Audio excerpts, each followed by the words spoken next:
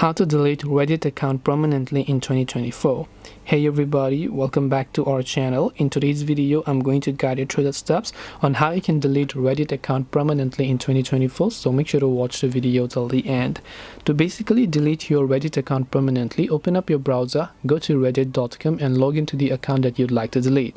After you log into that respective account, what you have to do is just simply tap on the profile icon from the top right and then simply go to this option here that says settings. And once you go to the settings option over there, what you want to do is you'll be taken to this page, so let it load up completely. After that, simply scroll down to the very bottom and you'll find this little orange button that says delete account. So tap on the delete account button, it will ask you for a confirmation, so tap on continue and then you will be able to delete your Reddit account.